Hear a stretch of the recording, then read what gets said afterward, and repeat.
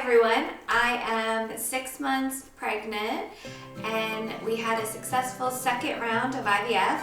So I just wanted to give you, I guess what my tips were and what I did for a successful IVF process.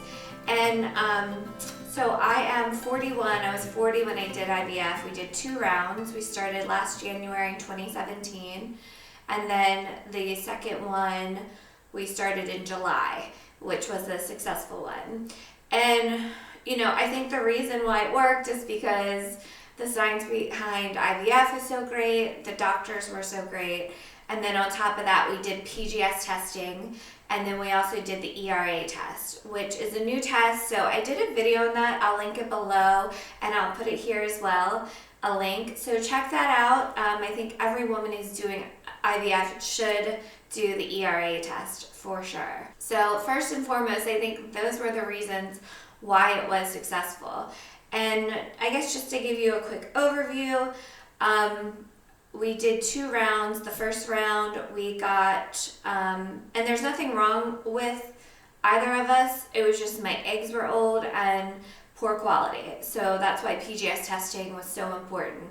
So we got 7 day 5 embryos. They went and got tested, and only 1 came back normal, chromosomally normal. So we transferred the one last April.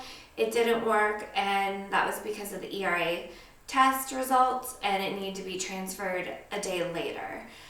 So what I did before my first round, I had highlighted blonde hair. So in December, I did lowlights and I stopped highlighting my hair.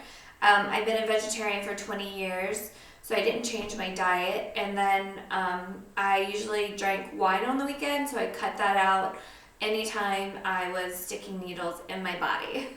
And obviously after the transfer. So with the second round, I got more aggressive. So the stats on PGS tested embryos is that you will have a 65% success rate of delivery.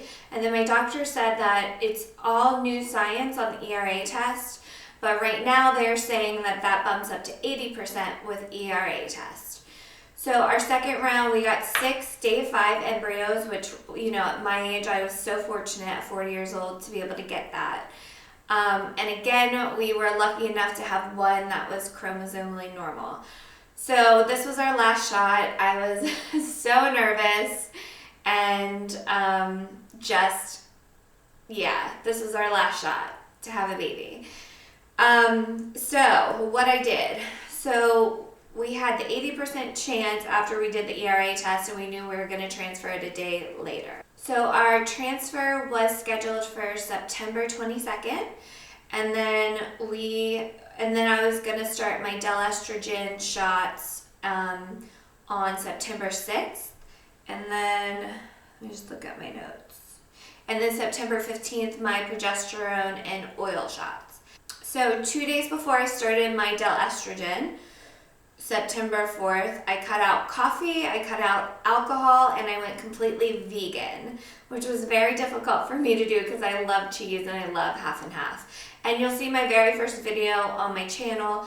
I did like a 3-day test to see if I could handle the vegan diet. And I did, and it was easier than I thought. And so I did 30 days of vegan diet.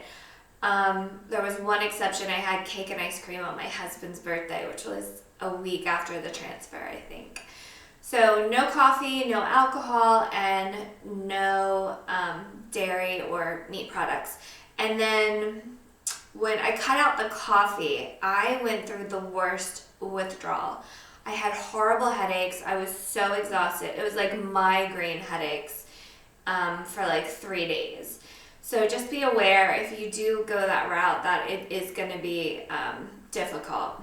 And then also part of my diet, what I did with vegan diet, and I try to always do, is minimize processed food and added sugar. So if I do eat sugar, I try to do just stuff that I make myself, like homemade. I did eat some vegan ice cream, I remember. Ben & Jerry's has some really good coconut milk vegan ice cream. So, but basically I just tried to make everything fresh and lots of soups, salads, oatmeal. I was obsessed with Whole Foods tater tots for sure, every morning. And then I was also surprised that ketchup was vegan. So that was my combo in the morning. I took a pregnancy test about 4 days after the transfer, so it was very early. I got a positive.